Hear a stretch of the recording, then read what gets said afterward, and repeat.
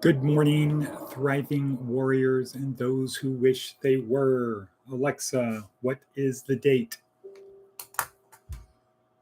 Sorry, I'm having trouble understanding right now.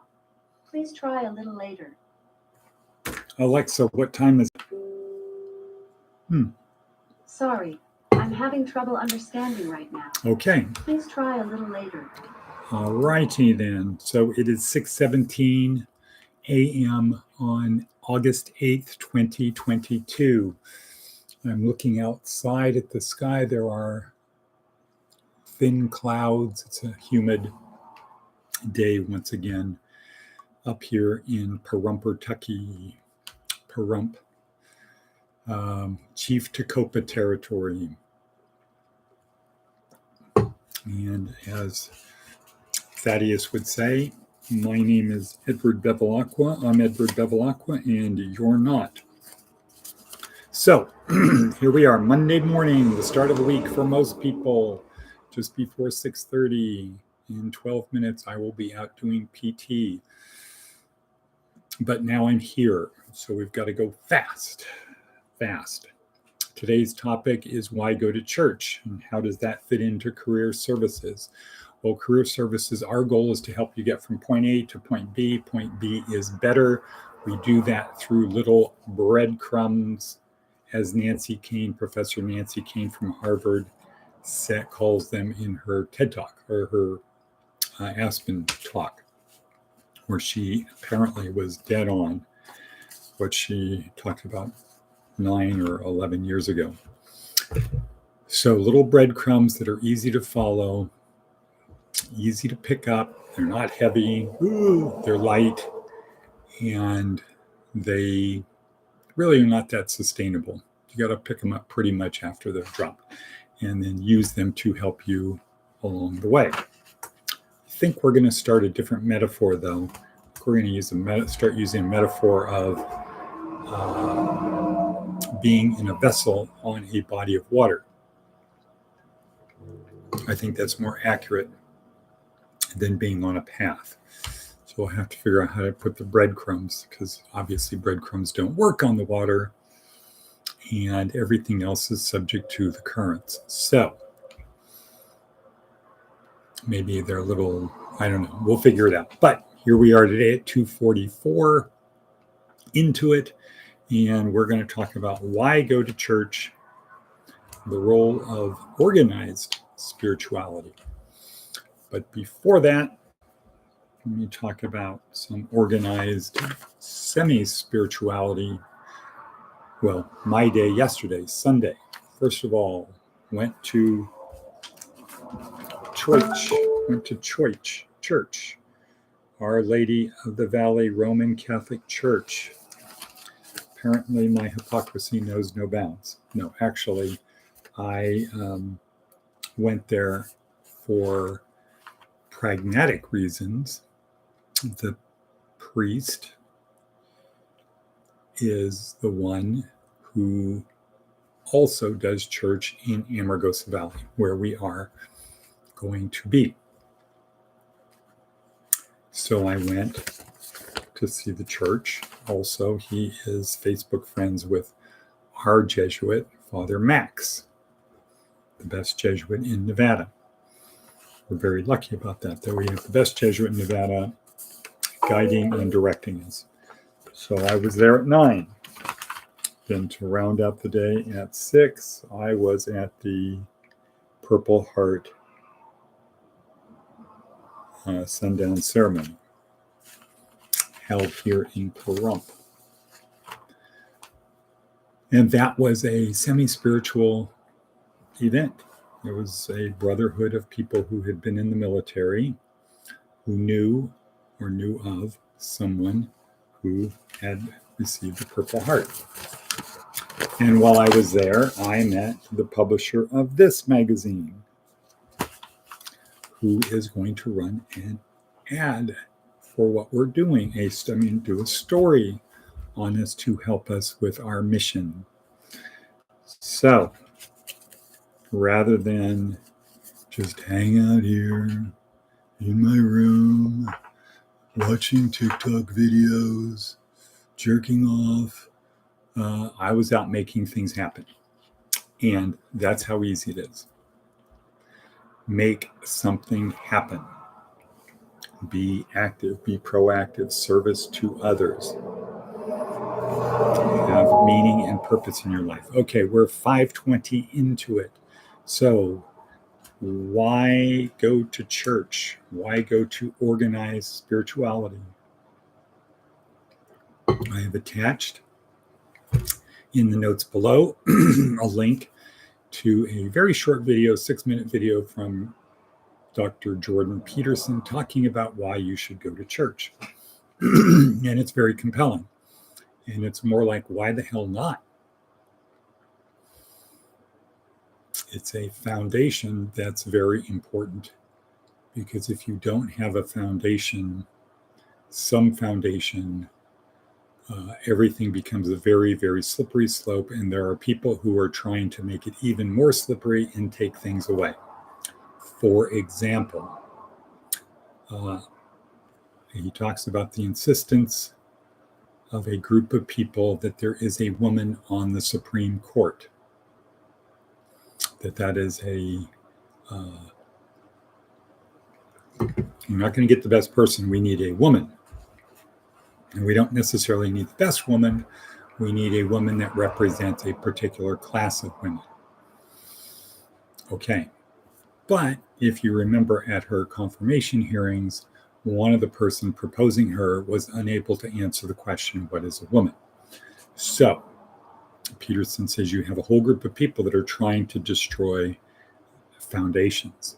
And so you can't at the same time say women need to be represented, yet there's no difference between men and women. As he said, it violates the law of non-contradiction. So, organized religion, organized spirituality, I should say. I would define religion as organized spirituality. Organized spirituality, i.e. religion, from a neuroscience perspective, does a lot. Releases dopamine. I have a task. I'm part of this group. Serotonin, pride. I'm part of this group, this community. Oxytocin. We are here together. We're in this together. We're experiencing something sacred. Together, we are forming a bond. I'm part of a thing. I'm just not out there on my own.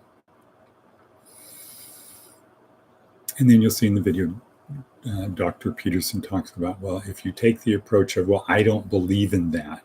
I don't believe in what the church does. And I'll let you watch what he says to completely take them out at the knees. Our purpose. Okay, so that's the pragmatic reason to go to church. Our fundamental belief, one of our fundamental beliefs, is everybody needs something to pick them up when they get knocked down. And you will get knocked down. Something to avoid nihilism. Or in the last 2 videos I've seen from Dr. Peterson, he's talked about solipsism. You need something to pick you up when you get knocked down. That's spirituality, most likely, unless you're getting paid to do it. But if you're not getting paid to do it, the thing that's going to pick you up is a belief in something, or a hope for something better. The belief that it will get better if you just keep doing it. The thing that's going to pick you up when you get knocked down. And then from there, once you have spirituality, now you need to kind of frame it into something solid. And why the hell not go to church? You'll meet some cool people. Who knows? Law of unintended consequences, etc. We're now at 9:28 into it. I'm going to switch over to Seth Godin. Absolute and relative. And I think you'll see how these fit in. Absolute and relative. It doesn't matter that it's not the Super Bowl or the World Cup. For this 12-year-old, tomorrow's game is the big game, the biggest ever, and the emotional stakes are just as high. It doesn't matter that this illness isn't going to be life or death in the next few days. For this patient, it feels that way. Most of what we encounter is driven by emotions, and our emotions are always relative. Right, relative to what, Charlene? Right, they're relative to our beliefs.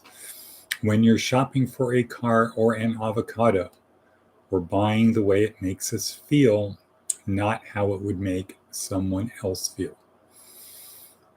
So it's relative to our feeling. Things are relative to our perspective, our point of view, our feelings, our frame of reference, our experience of the world. Okay, so religion is organized spirituality.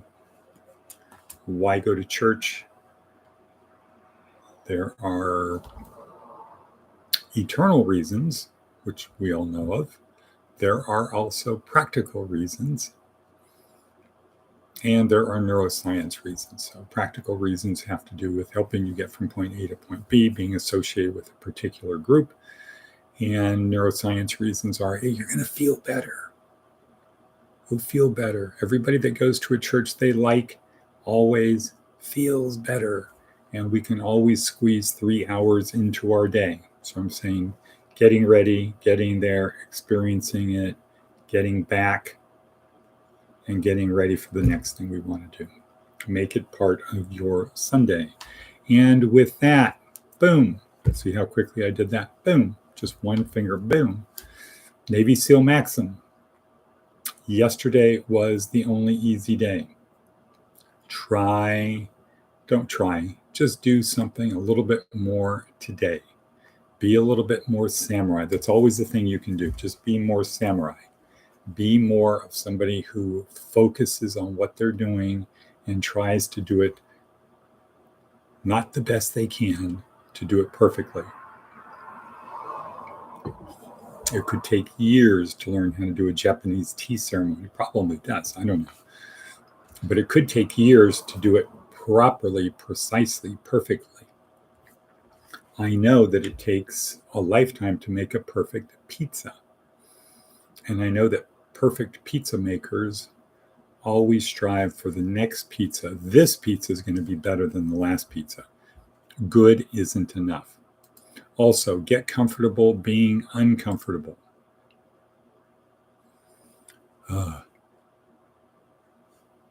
Get comfortable being uncomfortable. Don't compare yourself to other people. Compare yourself to who you were yesterday. Just try to be a little bit better. But get comfortable being uncomfortable. I want to do a shout out to the guys at the Oasis. They are kicking ass and taking names. They're making things happen out there. I hope you guys are doing a little video, not just the quick shot. Not getting a lot of pictures of people in there, but they did find a working water cooler. So that's a refreshing thing. And there's a washer dryer. So good job, guys. And let's see, Charlene, as always, thank you for going the extra mile to be the driver, getting Anna to work, getting yourself to work, taking people. Tomorrow is City Impact Day. We'll have everybody down there. And so that's it. And with that, I will say,